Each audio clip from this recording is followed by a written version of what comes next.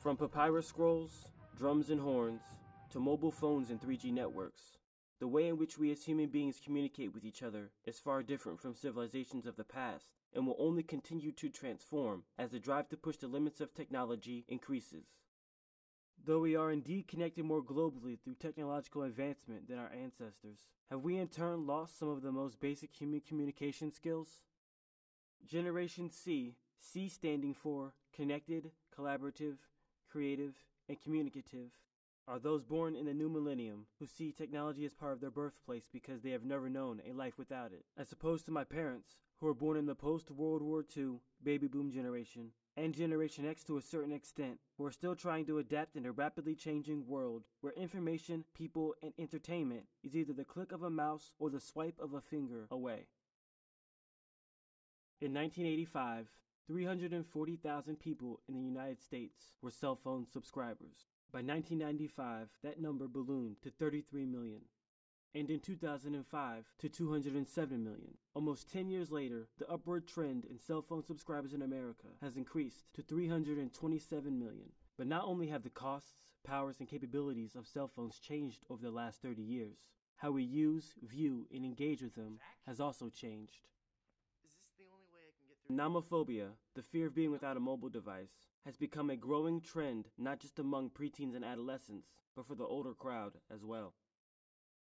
A recent Pew Research study examining cell phone and smartphone ownership demographics found that as of January 2014, 90% of American adults own a cell phone, 58% of them being considered smart. Of the many statistics and findings in this study, a few stand out, giving the most credence to the newest phobia.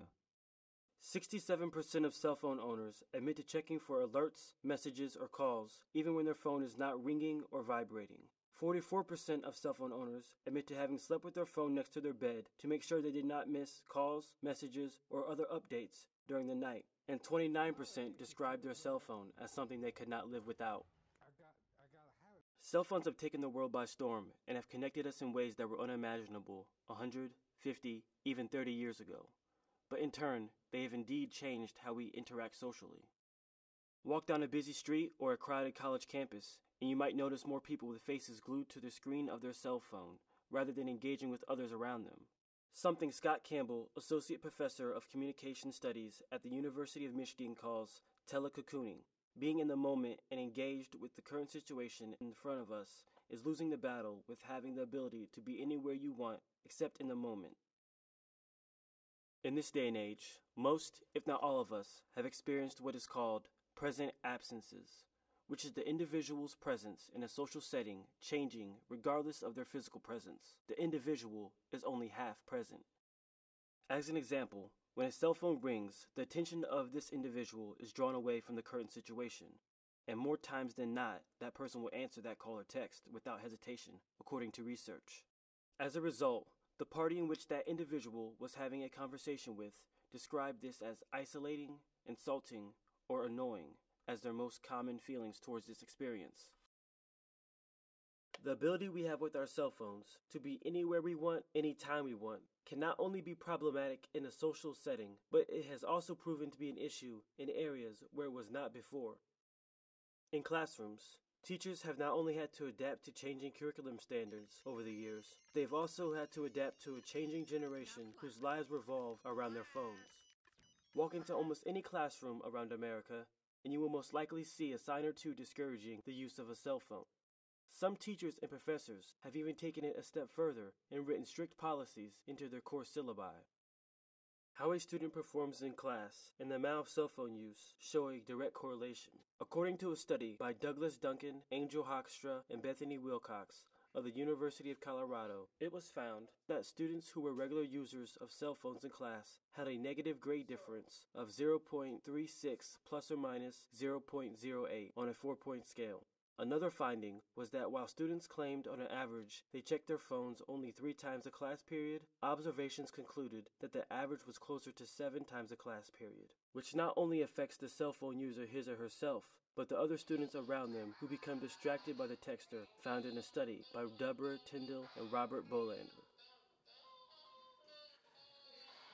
In the 1980s, Mothers Against Drunk Driving pushed for stricter laws and enforcement against drinking and driving.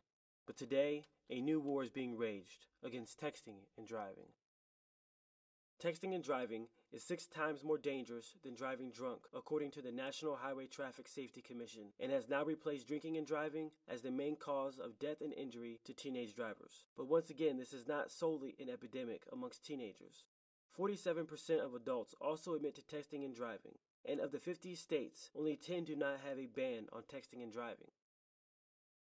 It has been proven that alcohol consumption can lead to addiction, and that people who carry that addiction on the road put the safety of others at risk. The same could be said of those who check email, update Twitter statuses, or exchange texts behind the wheel. The only difference is that the addiction to alcohol and the problems associated are well understood.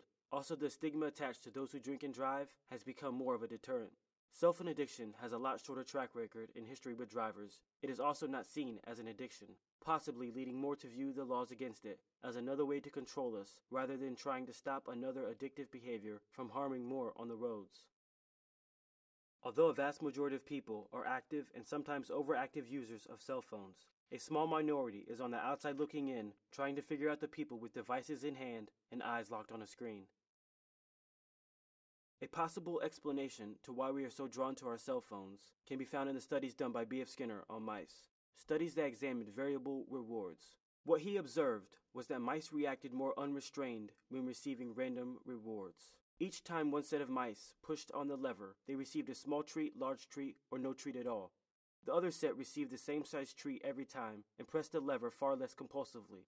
Much like mice when receiving treats, checking a cell phone has become the lever we press over and over again because a dopamine response in our brain has been triggered like that of the mice, and we keep going back to check for our treats, weeding out the mundane and everyday messages that we receive, waiting for our big treats, messages from a love interest, a call from a friend about plans for a night out, or the number of likes you've received for a post on Instagram. These are the types of stimuli that enhance the desire to never be without a phone, because the unpredictability of when that next big treat is coming that will bring us pleasure could be missed without it. Even though many still turn a blind eye or discount cell phone addiction completely, it is hard to deny that with cell phones becoming such a big part of everyday life, the efforts in which lawmakers have pushed to make the road safer, educators to remove a distraction that affects learning in the classroom, and many businesses restricting cell phone usage on the clock, all point to a bigger problem than most of us would believe. Whether you love cell phones or hate them, they are here to stay, until a new piece of technology comes and takes their place. When rotary telephones were in their heyday, the only option of talking on a phone in public was at a payphone, and even then this was not a very mobile option. The norms for many growing up in a cell phoneless world when it came to phones were most likely established by parents. When you could and could not use the phone, how long you were allowed to use the phone, and other rules of that nature. But at one point, even the landline telephone was a new piece of technology that norms had to be established for. Seemingly, overnight the landline telephone has become obsolete, and cell phones went from the pockets of a minority to the majority, who can now make calls to anybody, anywhere, anytime they so choose, with a device the size of a hand and with the capabilities of a computer. Now the function of a phone is not to make calls, rather to entertain us as a cure for the mundane.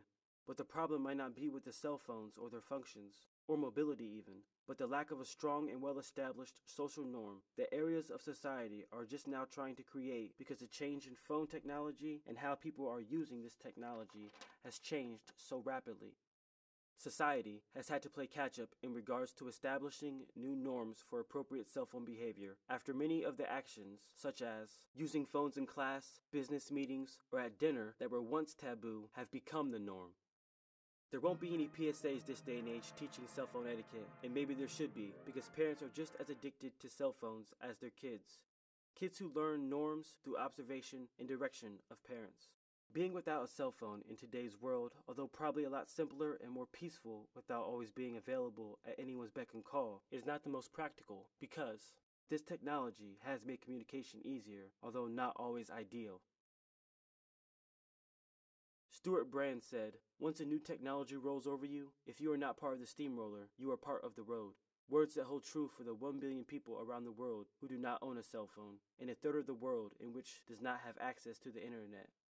Cell phones have created new distractions and concerns in areas of daily life and challenged traditional communication behaviors. And a lot of evidence that has been gathered shows a darker side which makes cell phones easier to criticize for opponents of the devices, and not see that some of these traditional ways of communication have been adapted or enhanced by the millennials to fit a world of technology in which they have been born into.